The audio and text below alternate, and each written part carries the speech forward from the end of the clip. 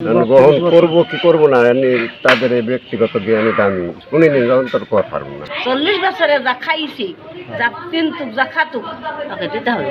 প্রত্যেক বছর একটা না একটা খবর আসতো কি অমুক জায়গায় আছে। আমার মেজো ভাই, এটা কেউ না দেখলে আমরা দেখবো। কবি সাহিত্যিকরা তাদের লিখনী দিয়ে ফুটিয়ে তোলেন নিজের ভেতরে গেঁথে রাখা গল্প ও কবিতার লাইন। শত শত গল্প কবিতা মানুষের হৃদয় নাড়া দেয়। অনেকে খুঁজে পায় নিজের জীবনের প্রতিচ্ছবি। বাস্তবেও ঘটে এমন অনেক ঘটনা। বলছিলাম মেহেরপুরের গাংনী উপজেলার বামনদিয়া ইউনিয়নের মৃত তোজাম্মল হোসেনের ছেলে 70 বছর বয়সী জাবেদ আলীর কথা। সামান্য অভিমান এই মানুষটিকে 38টি বছর বিচ্ছিন্ন করে রেখেছে পরিবার থেকে। এই যেন সিনেমার গল্পকেও হার মানিয়েছে। জাবেদ আলীর আপন চাচাতো ভাই নাজিমুদ্দিন বলেন, দীর্ঘদিন আমরা খোঁজাখুঁজি করেছি, আমরা আশা ছেড়ে দিয়েছিলাম হয়তো তিনি আর বেঁচে নেই। 3 বছর 3.5 বছর হয়েছে বাদ গেছে। তার আগে প্রত্যেক বছর একটা না একটা খবর আসতো কি অমুক জায়গায় আছে, আর অমুক জায়গায় আছে বুঝলে আমরা ধরেন গাড়ি ভাড়া করি, মোটরসাইকেল নিই, মানে যে যেভাবে পারিছে সে সেভাবে সন্ধান করছে। আর নাই দুনিয়ায়, এই কারণে খোঁজ খবর। আবার কিছুদিন আগেও একটা সংবাদ আসছিল 3 মাস আগে যে অমুক জায়গায় আছে, তা আমরা সবাই প্রোগ্রাম করেছিলাম যে যাবো। জাবেদ আলীর নাতি জিশান আহমেদ বলেন, আমি প্রথম আমার দাদাকে দেখলাম, খুব ভালো লাগছে। আমরা সবাই আনন্দিত দাদাকে ফিরে পেয়ে। আমার দাদাকে কোনদিন দেখিনি, দীর্ঘদিন পরে আমার দাদা এসেছে। আমি আমার পরিবার নিয়ে অনেক আনন্দিত হয়েছি।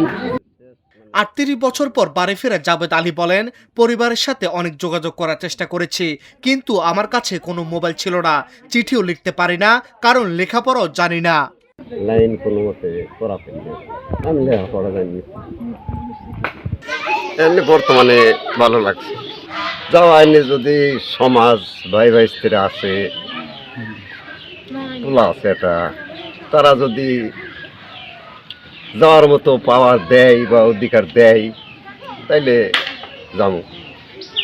আর যদি কয় যে না গ্রহণ করবো কি করবো না তাদের এই ব্যক্তিগত জ্ঞানীটা আমি শুনিনি, অন্তর কথা পারবো না। না করলে এমনি আমার পথ দেখুন না, আবার গরিব মানুষের তো কাম ছাড়া উপায় নেই।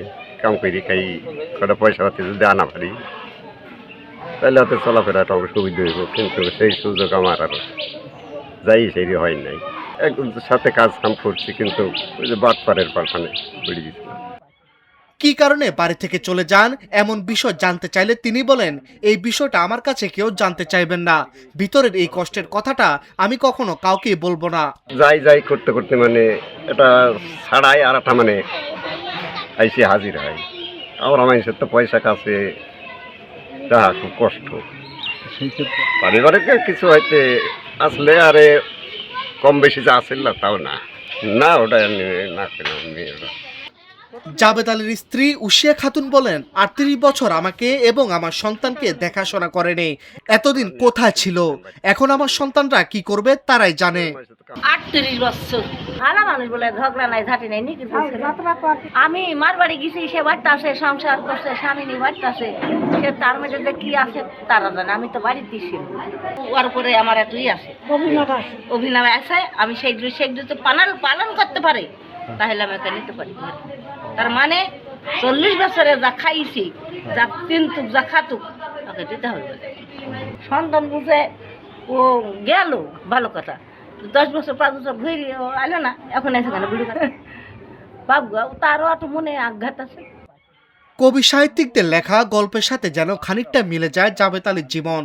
এত বছর পর ফিরে আসা জাবেদ আলী ও তার পরিবারে যেন শান্তি ফিরে আসে, এমনটাই প্রত্যাশা সকলের।